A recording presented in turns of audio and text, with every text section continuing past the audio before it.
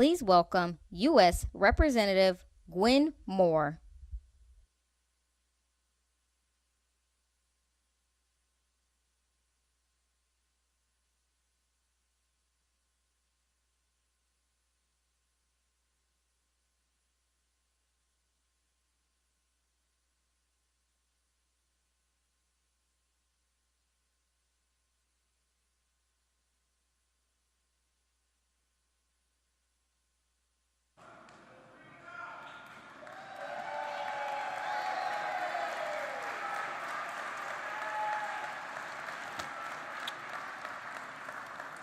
Wow! So glad to be here with the Inga team, folk, and all of you to celebrate the anniversary of the IRA, the Inflation Reduction Act. And let me tell you, Bidenomics, y'all, is working, and this is evidence of that. This is a generational investment. And let me tell you, the IRA was made for Milwaukee, Wisconsin. Oh yeah. I want you to know that Milwaukee is reclaiming its nickname of the tool makers of the world. Right now, right here, and right today. And I'm gonna tell you, the Inflation Reduction Act does so many things. Today, we're celebrating the manufacturing, the clean energy and manufacturing capacity of this bill. I mean, this bill, because of other things that have been done, like lowering the cost of insulin to $35 a month for seniors, negotiate drug prices. That initiative in and of itself is going to mean that we're going to save hundreds of millions and billions of dollars within 10 years, just that one simple act. And that is going to contribute to the clean energy economy, the biggest investment made anywhere in the world through the Inflation Reduction Act and other parts of the law that this president has made. This historic legislation invests not only in clean energy, but it invests in a diverse, inclusive workforce. I saw the president today shaking hands with a couple of women who are working right here, and he was so thrilled and so delighted that they were a part of the next generation of workforce. Let me just say this. These are not just jobs, y'all. These are good paying jobs. Jobs with solar energy, wind energy. And as we look around this factory, we're going to see these huge machines, and they're going to, not just the production of these things, but the repair and maintenance, which will provide jobs for folks for decades.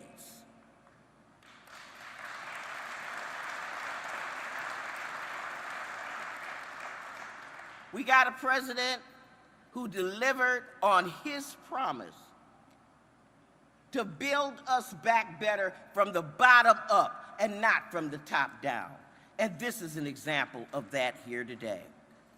And let me tell you, you see these cranes going up, you see building happening everywhere, you see that we've got unemployment rates, lower inflation, the strongest economic recovery among the wealthy nations.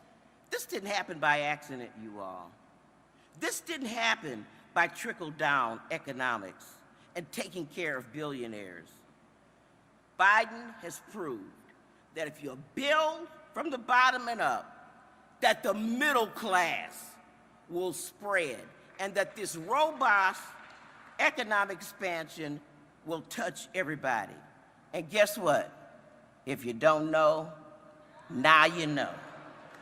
So, join me in welcoming a really good friend of mine, someone who loves our community, somebody named, I think his name is Joe, good old Joe, President Joe Biden, y'all.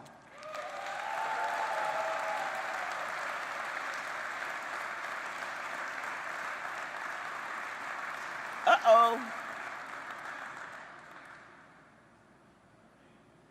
Well, I'm a little underwhelmed, aren't you all? I think I messed up. Y'all, please vote for me, okay?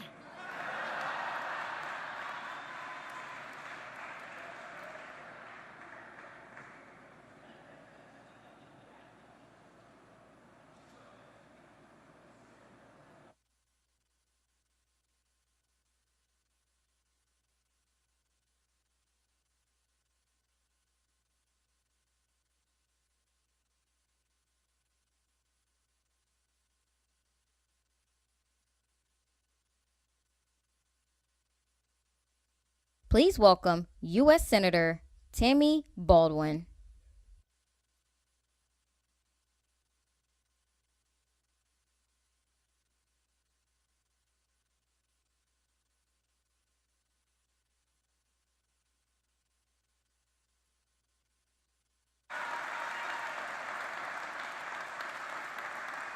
Greetings. Hello, Milwaukee. Oh my goodness. It is so great to be home. It is great, especially, to be able to welcome the President of the United States to Wisconsin again. And thank you to Inga Team for welcoming me back again today.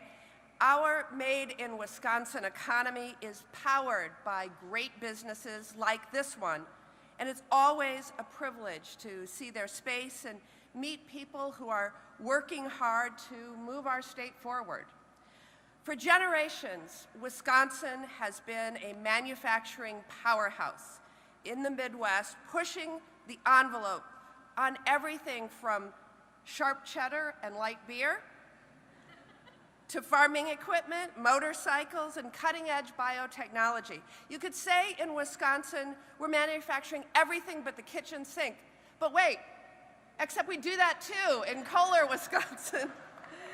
And thanks to our world-class research universities, top-tier skilled manufacturing workforce, and investments from the Inflation Reduction Act and bipartisan infrastructure law, Wisconsin is really primed to be at the center of the clean energy economy and contribute in major ways as we build a more sustainable future. Because just like manufacturing is important to our state's identity, so is responsible stewardship of our natural resources. Conservation pioneers like Senator Gaylord Nelson and Aldo Leopold drew inspiration from our waters, our wildlife, and wilderness to inspire a worldwide conservation movement. And just like those who came before us, Wisconsin communities, from the mighty Mississippi to the great North Woods to the shores of Lake Michigan, know firsthand the value of preserving our natural resources for our economy, for our health, and for our future.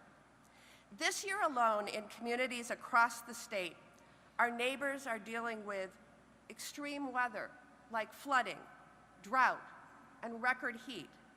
In fact, our state has had to grapple with about 250 more wildfires than will happen in a typical year due to our ongoing drought conditions.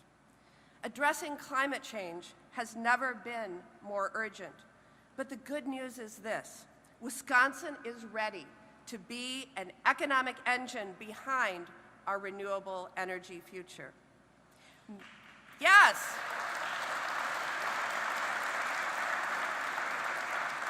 So, made in Wisconsin companies, including Inga Team, are already manufacturing key components for the clean energy economy, like wind turbines, solar panels, EV chargers, and more.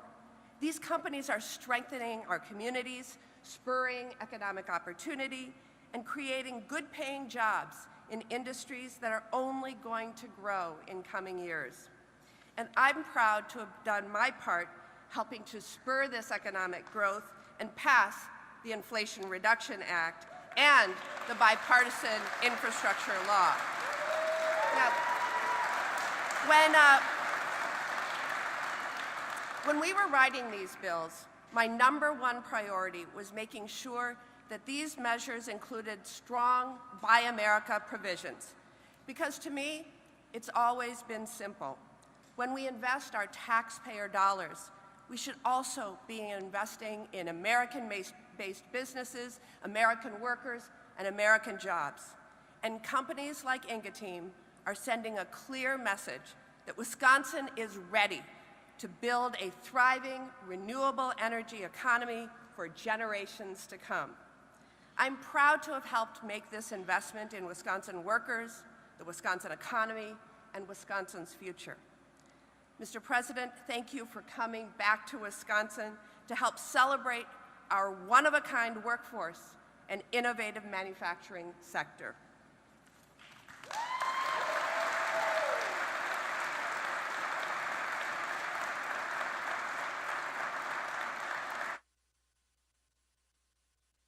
Please welcome Wisconsin Governor Tony Evers.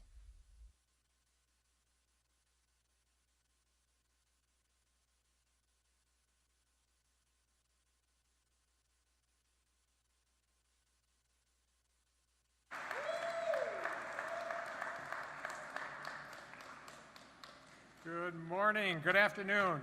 What is it? Who knows? Anyway, it's great to be here in Milwaukee and great to be here for this event, and really looking forward to hearing from our president.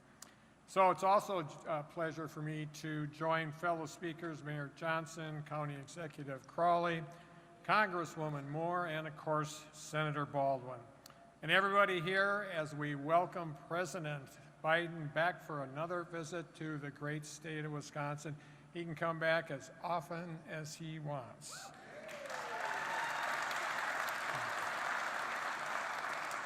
I'd like to thank our hosts here at Ingeteam for having us and for their tremendous work in bringing quality, family-supporting jobs to Milwaukee and helping grow our clean energy industry and workforce right here in our state. These last few, thank you.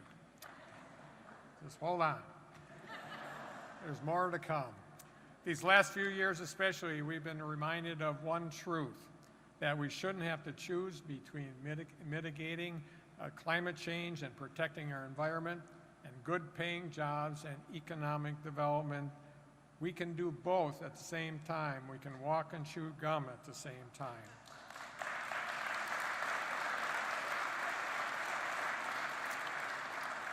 We can do both thanks to industry leaders like Ingeteam and also advocates across our state, and of course because of the leadership of President Biden, the Biden administration, and the Democrats in Congress.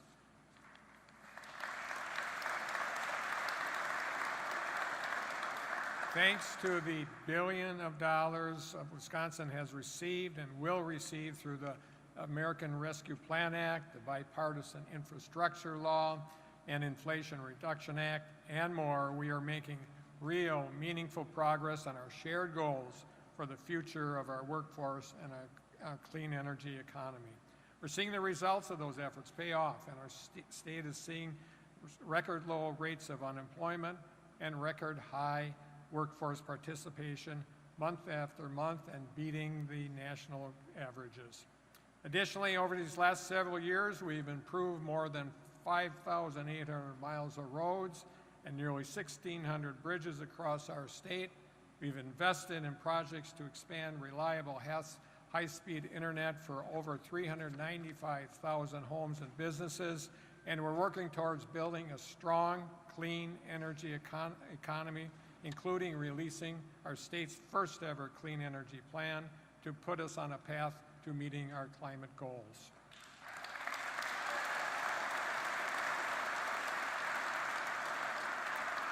Thanks to the collective commitment of our local, state, and federal partners and the continued leadership of President Joe Biden and his administration, I know that together we will build a cleaner, brighter energy future that we need for our state and our nation. Thanks so much for being here today. Appreciate it.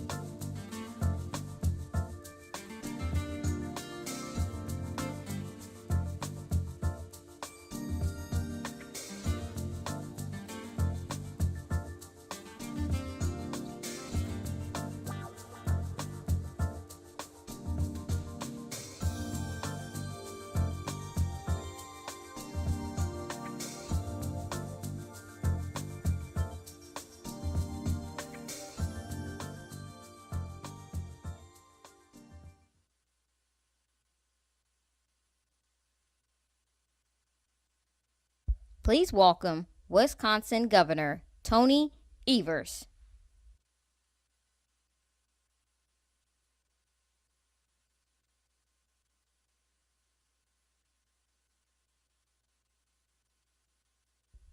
Please welcome IBEW Local 2150 member Valentino Collado.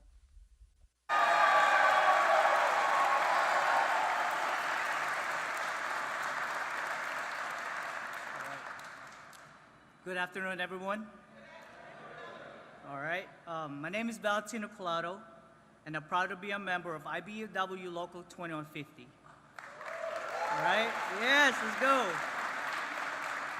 I'd worked at Ingeteam for 10 years, assembling and repairing America's growing fleet wind and turbine generators. It's hard to believe I'm standing here right now, and oh, I'm nervous, so nervous. Representing workforce that's helping build America's clean energy future.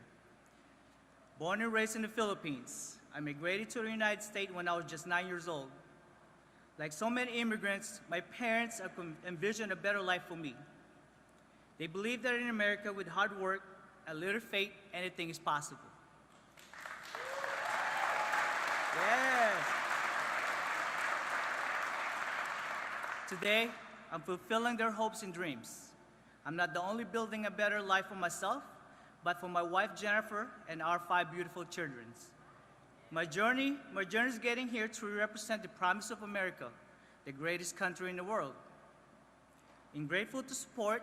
I had along the way special support and I received from IBEW. Being part of the union means everything to me. It has given me opportunity, stability, and the most important, that's the security of a good job and raise my family on. America's union workforce is the backbone of this country. And that's a sign. Yeah.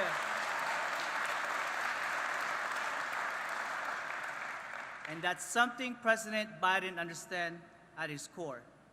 When it comes to creating jobs, rebuilding the middle class, and respecting the dignity of workers, Joe Biden has delivered the American people. He has delivered for me and my family and for so many families like mine. It's now my honor to introduce the most pro-union president in American history, a champion working people across this great nation, President Joe Biden.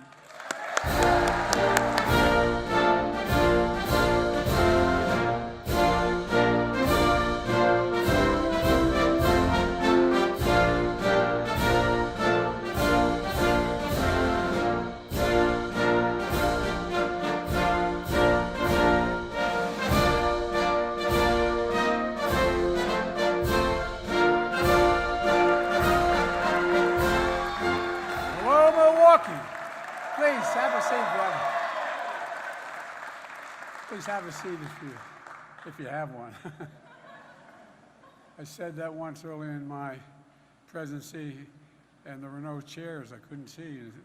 Press row Biden doesn't even know whether people can stand or sit.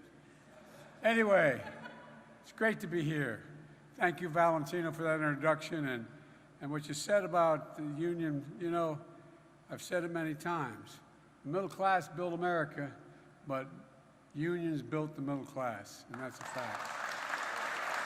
Governor Evers, Mayor Johnson, County Executive Crowley, thank you all for your warm welcome. And Tammy, Baldwin, you're the best, kid. You're the absolute best. If I had another 10 of you, we could rule the world. Really, thank you for all you do, Tammy. Appreciate it very much.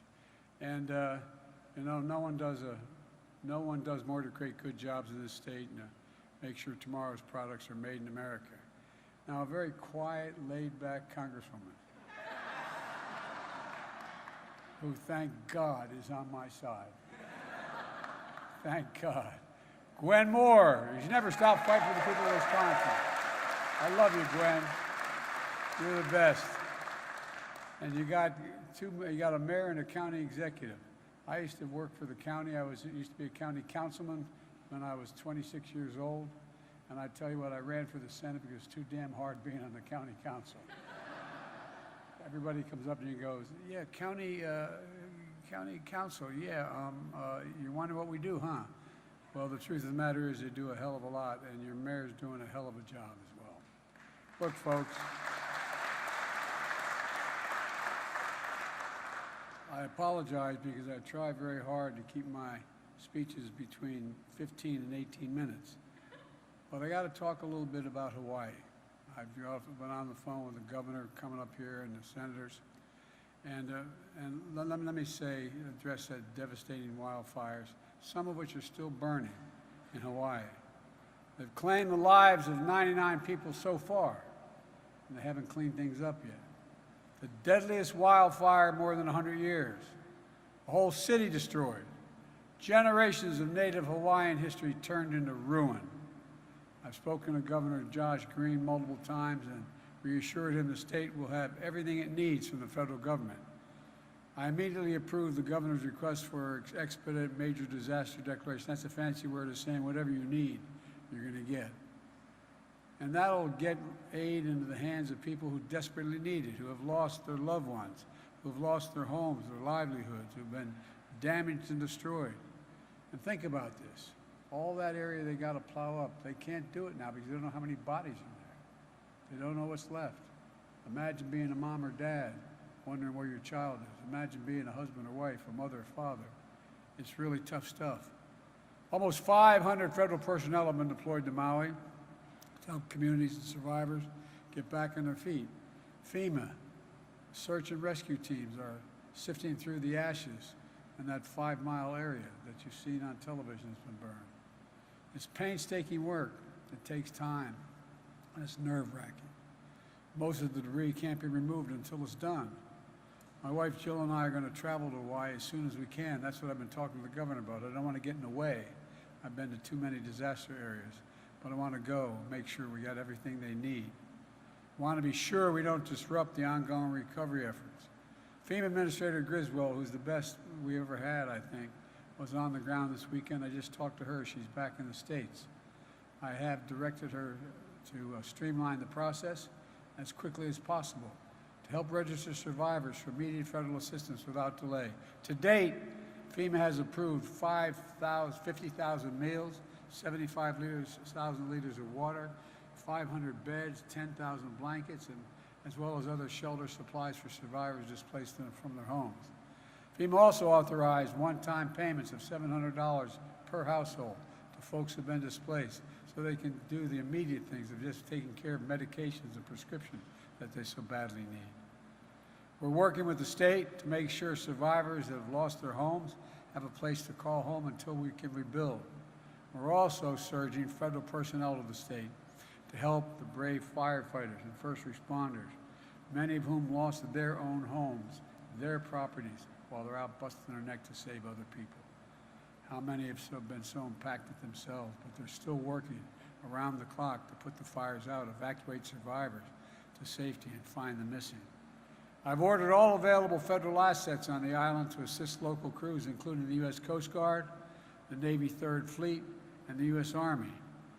In the immediate aftermath, the Coast Guard and Navy supported maritime searches and rescue operations. The Army helicopters help fire suppression and efforts on the Big Island, because there's still some burning on the Big Island, not the one where you see on television all the time. FEMA has deployed more than 140 urban search and rescue personnel as well. And there's so many organizations to thank, like the American Red Cross, helping survivors, missing loved ones. Cell phone providers, making sure first responders can make and respond to emergency calls. Commercial airlines that have evacuated tens of thousands of people from the island. The list goes on. And the Small Business Administration has dozens of staff on the island and has begun making low-interest federal disaster loans available to Hawaii businesses, homeowners and renters, and nonprofits to help them begin to rebuild, just to get by for the immediate near term. We're going to coordinate, continue to coordinate relentlessly with the people on the ground to make sure the critical work continues. In the meantime, you always hear this phrase, and I've done this so many disasters in my career, it's almost hollow. Our prayers, our thoughts and prayers are with the people of Hawaii, but not just our prayers. Every asset they need, we'll be there for them. And we'll be there in Maui as long as it takes. As long as it takes. And I mean that sincerely. We're going to have more to report on this. But today, I come to Milwaukee to talk about what we're doing to bring manufacturing back home. It's about our progress, building an economy from the middle out and the bottom up, not the top down. You know, that trickle-down economics, not a whole lot landing on my dad's kitchen table. But when the middle works and the bottom has a shot up, the wealthy do very well. I'm a capitalist. If you make $1 billion, go make it. I mean it. Just pay a little more taxes than you're paying right now. 8% doesn't quite get it. But look, I came to office determined to move away from the trickle-down economics and to focus on the middle class. Because I said when the middle class does well, everybody does well. Everybody does well.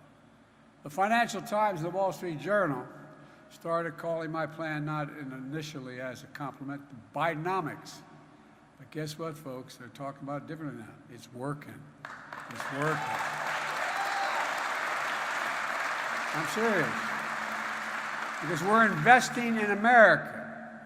According to Morgan Stanley and Goldman Sachs, my plan is leading to a boom, they call a boom in manufacturing and manufacturing investment, as you're seeing right here in this factory.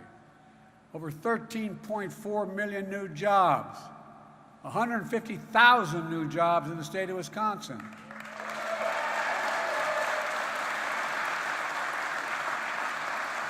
Nearly 800,000 new manufacturing jobs nationwide. More than 20,000 manufacturing jobs in Wisconsin, from Green Bay to Verona to Pleasant Prairie. We've added more jobs in 2 years than any president has in American history in a 4-year term. More in 2 than any's done in 4.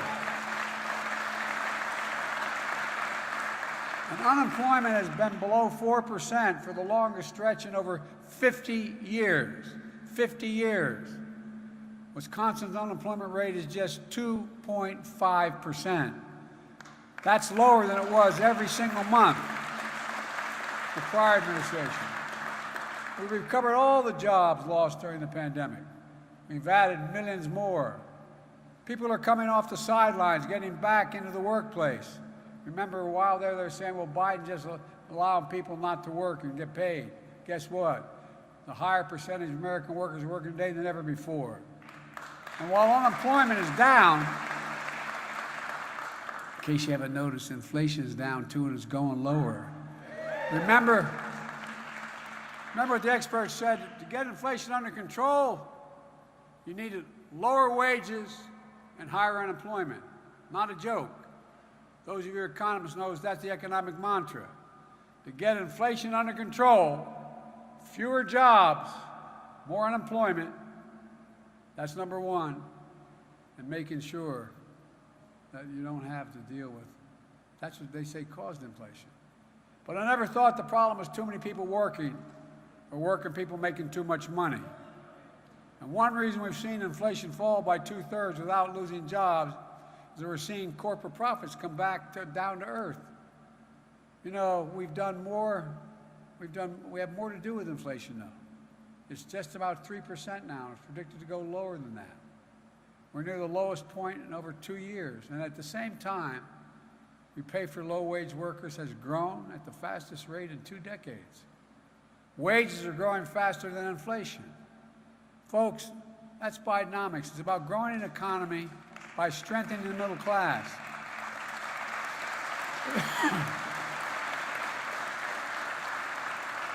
And making things in America again. You know, it's in stark contrast to the conservative Republican view, the so-called MAGA view, which is focused on corporate profits. They say we should find, and the rationale up to now has been, let's find the cheapest place in the world to make our product. Let's shut down the operation in America and send it overseas. And then send the refined product back to America and sell it here. That's their philosophy. But you know who believes that? Your significant Senator, Ron Johnson. He believes outsourcing manufacturing jobs is a great thing. He's on record as saying he doesn't agree with American work. This is what he said. American workers should manufacture, he doesn't think they should manufacture products that require a lot of labor. Here's what he said, quote, "Let the billions of people around the world do that," end of quote. You wonder why the hell we got ourselves in trouble. Well, we've been letting them do that for too damn long. It's time to build American products in America.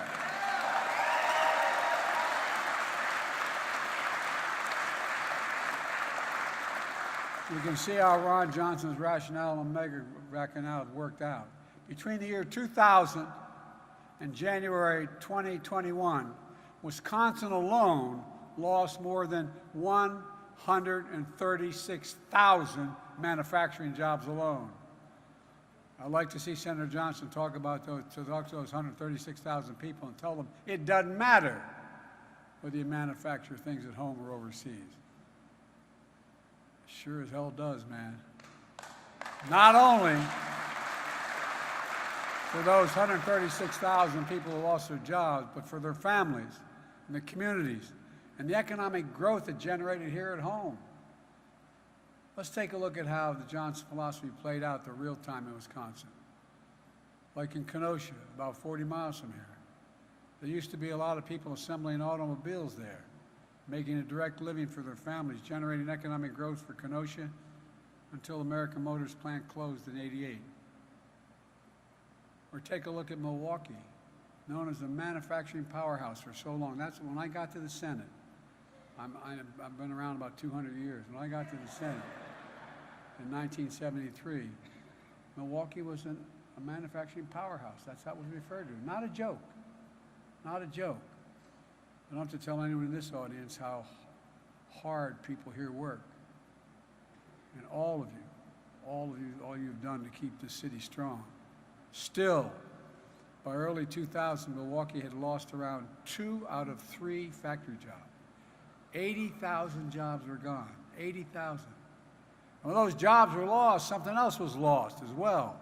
Pride, a sense of dignity. My dad, and I swear to God, this was an expression, used to have an expression. My dad was a high school educated guy, was well-read and worked like hell. He didn't have a chance to go to college. He used to say, "Joey," and this is the God's truth, "Joey, a job's about a lot more than a paycheck. It's about dignity. It's about respect. It's about being able to look your kid in the eye and say, 'Honey, it's going to be okay,' and mean it. That's what a job is about. That's what a job is about.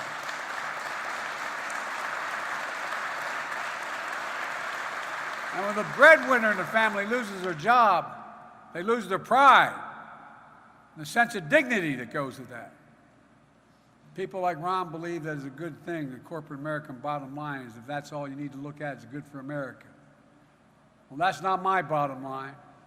From the day I took office, I was determined to turn it around with what now they call them Bidenomics.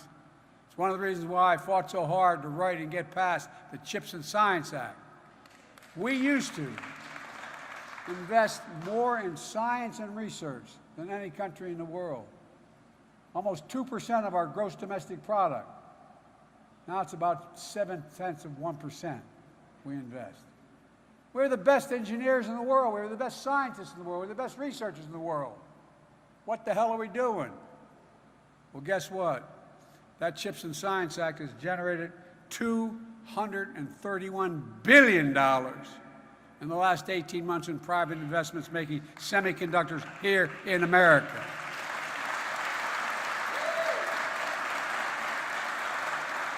And by the way, we, the United States, invented those semiconductors. We invented them when we went to the moon. They're those small computer chips the size of the tip of your finger, affecting nearly everything in our lives, from cell phones, automobiles, to the most sophisticated weapon systems in the world. Let me give you one concrete example. I met with the chairman of the largest chip maker in the world in South Korea. It's called SK, when I was in South Korea. They're investing now $22 billion, billion in America. And I asked them why. I said, God's truth, why America? And he said, number one, think of this now, remember it. Number one, there's no safer place in the world to have my investment than the United States of America. And number two, you have the best workers in the world, and he's right. That's the truth.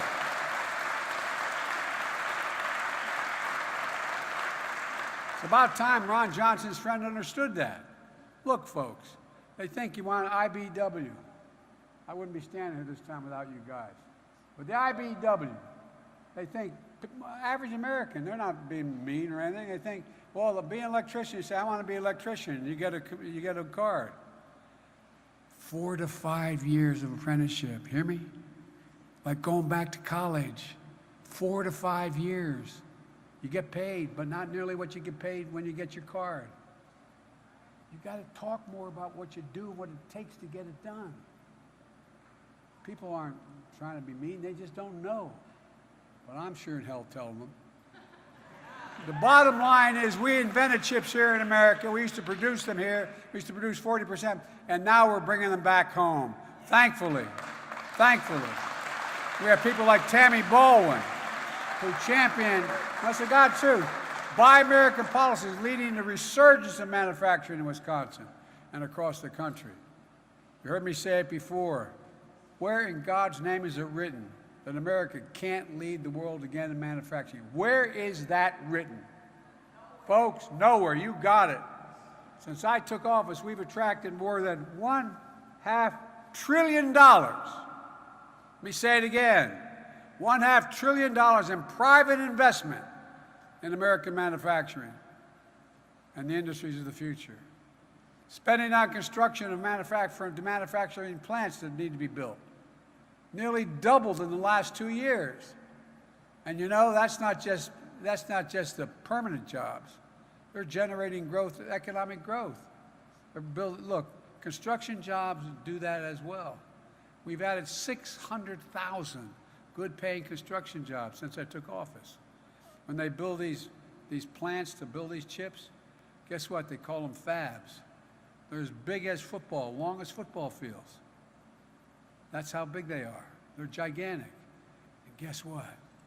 The people who work there, you know what the average salary is in these fabs? $116,000 a year, and you don't need a college degree. What the hell are we talking about? Folks, instead of exporting American jobs, we're creating American jobs, exporting American products. And they're being built right here in Wisconsin and places where factories have been shut down. Look what you're doing here. Enga team came to Milwaukee 10 years ago, thanks to tax incentive and clean energy during the Obama-Biden administration. Then exactly 1 year ago tomorrow, I signed a significant piece of clean energy legislation combating the existential threat of climate change, the single largest investment ever anywhere in the world, without one single member of the other team voting for it. That law reauthorized those clean energy tax credits and expanded them.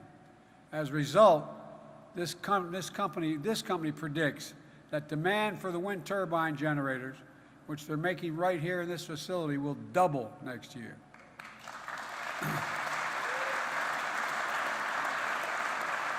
And since I took office, the private sector has announced more than $3 billion in investments, not million, billion, in investments for wind energy manufacturing in America. And by the way, it's cheaper than fossil fuels, cheaper than fossil fuels. And that's not all. Until this year, this company didn't think it made sense to make chargers for electric vehicles in the United States.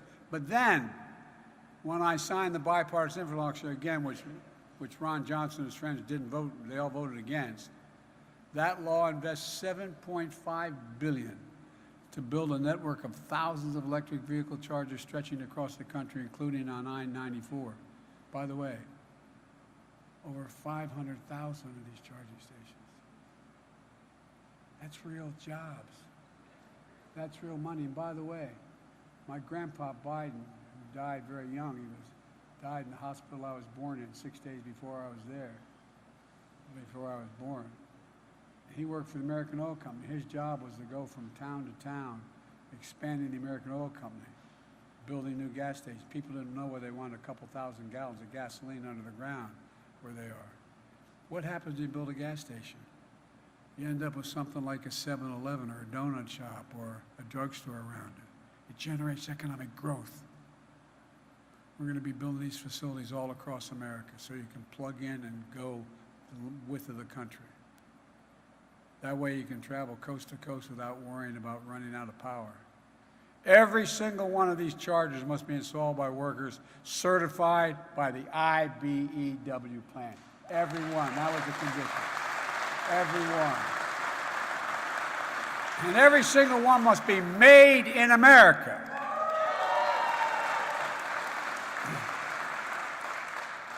You know, there's a provision in law that I thought I knew a fair amount, but I didn't realize, maybe you did, Tammy, but I didn't realize back in the 30s they passed a law that's consistent with international trade, that if the Congress passes a law to spend money and the president has to decide where to spend it, he or she has to spend it on American workers and in America, American products. Well, most presidents, including Democrats, didn't pay a lot of attention to that. But I did. And so now, to use a non-American product, you've got to have a real good reason to prove to me you can, in fact, get it from an American product. Look, folks, this company concluded that it was an opportunity for them as well. And now they're making fast-charging EV chargers here in America, right in Wisconsin.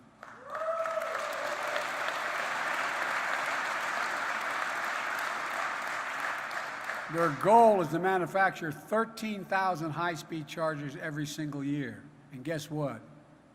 To the chagrin of your senator, the other senator, it's going to add 100 good-paying jobs. Folks, this is happening across the state. It's a direct result of those clean energy investments I signed into law a year ago. Folks, as I've said for a long time, when I think climate, I think jobs. Not a joke. When I think climate, I think jobs. That's the future. By the way, Texas, the state of Texas, a very enlightened governor, the state of Texas has the highest number of wind and solar facilities, I think, of any state in the nation. And it's cheaper than fossil fuel. He wants to shut them down. Isn't that enlightened? Like the 12 solar energy products in Alon Energy is building across Wisconsin, creating more than 2,000 jobs, local construction jobs. Most of them union jobs, and in the process of serving customers in Wisconsin, saving them more than $1.6 billion in energy costs. These are facts, not fiction. And back to Kenosha, which was hit hard by the American Motors when it closed. Now, Paris Solar has broken ground on the state's first large-scale solar and battery storage project in Kenosha County. It's creating 300 good-paying construction jobs. 300. And just today, the company Siemens announced that because of that law I signed and the significant investment we're making in clean energy, they're going to begin manufacturing solar inverters here in Wisconsin. And by the way,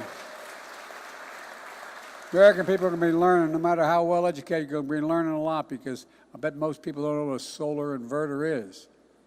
It converts solar energy from the sun into electricity. Kind of a novel idea, isn't it?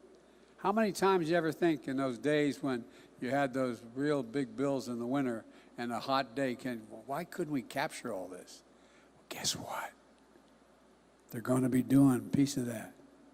Sunlight shines down and the inverter turns into electricity.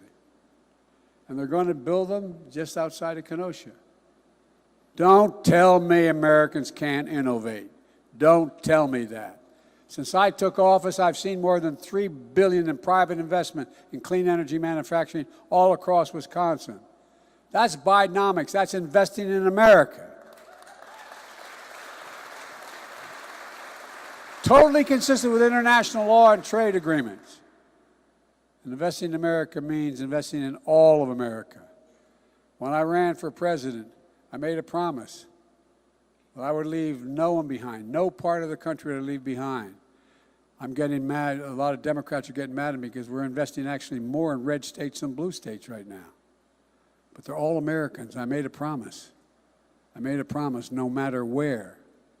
And folks, red states, blue states, urban, suburban, or rural, all of that will benefit from what we do. That's why I launched the Rural Partners Network to help rural communities, including here in Wisconsin and my state of Delaware, which is mostly rural, believe it or not, create jobs and economic opportunity. And my administration has invested hundreds of millions of dollars to support small and medium-sized meat and poultry processors across the Midwest, including dozens here in Wisconsin, from Lancaster to Richland Center to Soldiers Grove. This way, farmers can get the best price for their product. They don't have to deal with the only giant processor that pays them less for what they need, what they've done. No, I mean it. And that wasn't my idea. That was the Secretary of Agriculture, the former governor of Iowa. But, folks, that's not all. We're also investing $230 million in Wisconsin to support agriculture that's good for the environment, like planting cover crops that replenish the soil with nutrients and absorb carbon from the air. We're helping farmers, ranchers, foresters get paid for doing the right thing. It's simple, folks. When farmers do well, when the wealth they generate stays in Wisconsin, then their children can stay in Wisconsin and find opportunity here and build a stronger rural economy.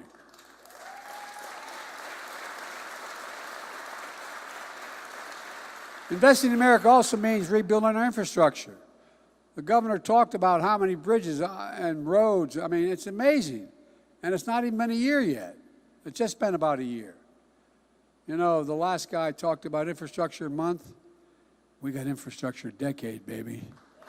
10 years. Oh, think I'm kidding. They never had 1 month, but I'm not joking. And by the way, a number of my Republican friends voted against this infrastructure bill, including your distinguished other senator. You know, we used to be #1 in the world in infrastructure. But over time, we slipped to the 13th best infrastructure, 13th best infrastructure in the world from #1. How can you be the best economy in the world with a second-rate infrastructure? Not a joke. How can you do that? Well, through the bipartisan infrastructure law, we've already announced 37,000 projects, 4,500 communities across America, including hundreds of projects, as the governor referenced, right here in Wisconsin. Let me give you a couple examples. We're investing $80 million to replace the interstate bridge over the Wisconsin River in Columbia County. That's a major route connecting people in Milwaukee, Madison, and Chicago. And look across town, where union workers are building North Holton Street Bridge, which is nearly 100 years old. More than 10,000 vehicles travel over it every single day across the Milwaukee River. It's dangerous, and this reconstruction is long overdue. A lot of you were with me when I was in Pittsburgh. By the way, Pittsburgh is a city of bridges, more bridges in Pittsburgh than any other city in America. I watched that bridge collapse. I got there and saw it collapse with over 200 feet off the ground going over a valley. It collapsed. Thank God school was out during the pandemic. Imagine all the people would have died. And they knew for years they had to do something. We're talking hundreds of millions of dollars to rebuild it. You know, I know everybody kids me because I'm an Amtrak guy. I like rail. Well, I've traveled over 1,280,000 miles on Amtrak. I know you think that's nuts. I do too, but the reason for that is when I got elected, I was 29 years old. I was in an office hiring staff, and I got a phone call saying my wife and daughter were dead and my 2 boys were not likely to live. Tractor trailer broadsided and killed them. And I didn't want to stay in Washington. So I said, a lot of really good senators, including a couple good Republican friends, became friends, said, just come and stay 6 months, help us organize. Hell, we had 58 Democratic senators already and a Democratic governor. I didn't know any better, but I stayed. And I started to commute every day because having been listed as the poorest man in the Congress for 36 years, true, my wife called me one day and says, did you read the paper today? And I was up campaigning for a guy named Pat Leahy in Vermont. I said, no, honey, I didn't see the Wilmington paper. He said, headline, above the fold. Only a politician's wife would say that. Biden, poorest man in Congress. Is that true? Like I was cheating on her or something. But I was. And I couldn't afford a house in Washington, and I couldn't afford a house in Delaware. If I sold my house in Delaware, I'd lose the election. So I started to commute. It's only 300 miles a day, but it still takes me an average of 4 hours beginning to end. And so what happened was when you travel as vice president on Air Force planes, they keep a precise number of miles you travel. And I guess it was in my 7th year or 6th year as vice president, there was a headline in the New York paper saying, Biden travels almost 1,200,000 miles on Air Force planes, 1,100,000 or whatever. I'm getting on the train one day. The Secret Service are the best in the world. They don't like me traveling the train because there are too many opportunities for people to do bad things on trains. And so I'm getting on a train to go home and see my mom, who was sick and in hospice at my home. And this guy, I won't mention his name because I will get him in trouble, but one of the senior guys in Amtrak who I rode with all the time comes up and goes, Joey, baby, grabs my cheek. Swear to God, I thought they were going to shoot him. And I said, no. I said, what's the matter, Angie? He said, I read this thing about over 1 million miles on Air Force planes. He said, hell, you know how many miles you travel on Amtrak? I said, no, Angie, I don't know. He said, we just had a retirement dinner up in Newark. He said, you traveled average 117 days a year, round trip, 300 miles a day. 36 years, that's 1,285,000 miles. I don't want to hear any more about the Air Force. True story. I swear to God. I'm getting off point here, but anyway. But rail saves a lot. Electric rail saves a lot of energy in the environment. Thanks to the infrastructure law, we're providing $23 million to upgrade, modernize Mitchell International Airport, which is going to increase economic activity in Milwaukee. We're also removing every single lead pipe in Wisconsin. Every single one. These lead pipes are dangerous. Some of you may remember, I had a guest at the last State of the Union when I was speaking, and a young woman named Deanna Branch. She's a Milwaukee mom. She had her 3-year-old son, Aiden, with her. who was hospitalized twice for lead poisoning because of lead pipes in her home. Well, guess what? We're removing every single lead pipe in Wisconsin out of the ground. That's a fact. The risk to everyone's health, especially our children's. And then over 250,000 homes and small businesses across Wisconsin don't have access to high-speed, affordable internet. No parent should have to sit outside of McDonald's when we have schools are closed to be able to get a McDonald's internet so the kid can do their homework. Not a joke. Well, guess what? They do it, but you don't have internet at home. That's why we're investing over $1 billion in every corner of this state, especially rural communities and family farms, with affordable high-speed internet, every single home. And folks, all our high-speed internet projects must use products and construction materials made in America. Look, folks, it's really kind of basic. We just decided to invest in America again. That's what it's all about. I want you to see exactly what we're making these investments across the country. If you want to know exactly where they are, you can go on the internet, go to invest.gov, put in your location and find out what's happening, exactly what's happening or scheduled to happen. Folks, we've done all this without raising anybody's taxes, making under $400,000. My friends talk about the big spend in Biden. Well, guess what? I made a promise. I'll never raise federal tax on anyone making less than $400,000 a year. I kept my promise.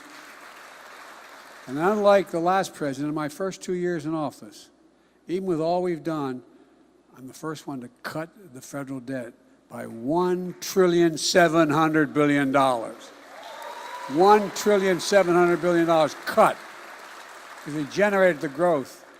Folks, every Republican voted against our clean energy investment, known as the Inflation Reduction Act. The vast majority voted against the bipartisan infrastructure law. But that didn't stop them from claiming credit for protecting health of their constituents that are getting rid of lead pipes or putting to work and building new roads and bridges. Look, I think the vast majority of my Republican colleagues in the Senate know better. We got to stop the partisanship. We got to stop this stuff. This legislation they oppose or attack is now the greatest thing to come to their states. You know, you have Marjorie Taylor Greene, you know, the very quiet lady from North Carolina, from Georgia. Well, she talked about what Biden's doing is what Roosevelt did, what Kennedy did. I thought, well, yeah. Well, look, folks, like I said, I made a commitment because I knew this was going to happen. I knew what would happen is the folks who voted against these things, and we barely passed them, sometimes by 1 or 2 votes, when it came to their states, would claim credit. I want them to get credit. That's okay. It's okay, as long as they continue to support the things we're doing. You know, I said I represent all the American people, in red states and blue states, but that doesn't mean I can't make fun of the hypocrisy of those claiming credit. And like I said in the State of the Union, I'll see them at the groundbreakings. Look, let me close with this.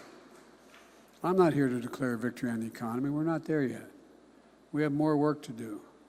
But we've always had a plan that turning things around, making it America stronger and safer and more competitive. Bidenomics is just another way of saying restoring the American dream. That's what it is, just restoring the American dream.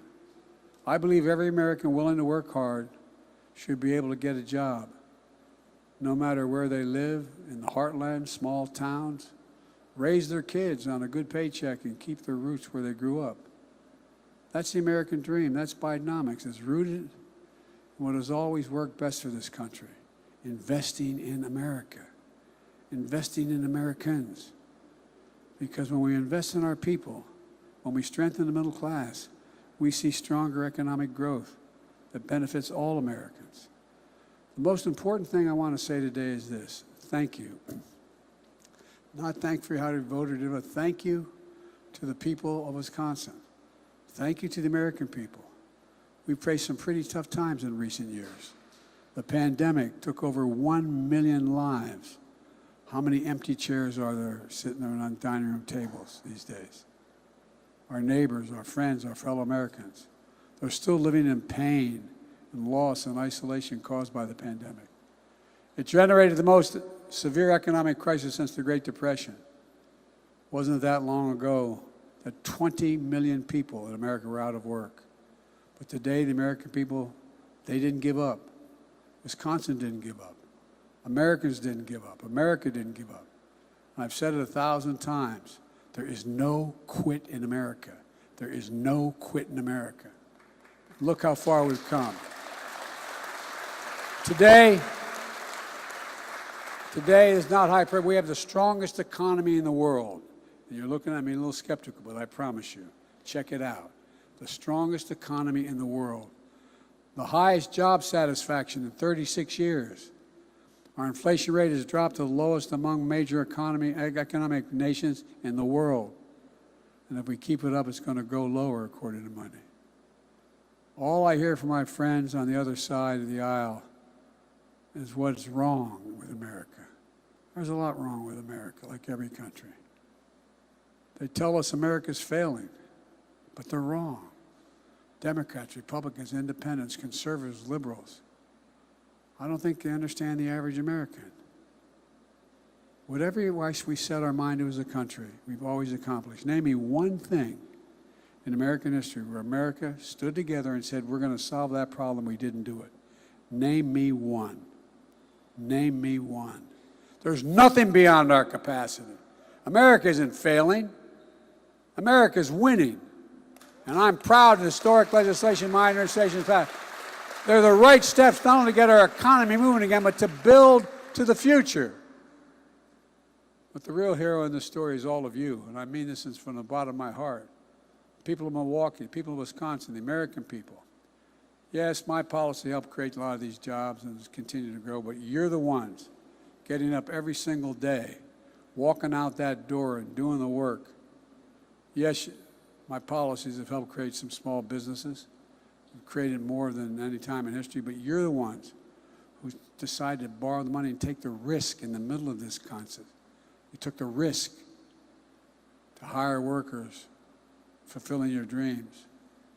I've long said it's never, ever, ever been a good bet to bet against America. Never, never, never. And it's not a good bet today. This is still a country that believes in honesty, decency, and integrity. The vast majority of Americans do. Our political leaders, sometimes in both parties, don't. We're still a country that believes in hard work. We're still a country that believes that each and every one of us is created equal. We're still a beacon to the world. That's because small towns and in rural America and suburbs, big cities all across the country, every ordinary person, all ordinary people, do the most extraordinary things. Let me tell you, America's best days are ahead, not behind us. Not because of me, because of you. It isn't about the past, it's about the future. It's about each of us writing the next chapter in American history. I can honestly say I've never been more optimistic, and I mean this from the bottom of my heart. I've never been more optimistic about America's future, both domestic and foreign. We just have to remember who the hell we are. We're the United States of America. There's nothing beyond our capacity when we do it together. So let's do it together. God love you. May God bless you all. May God protect our troops. Thank you.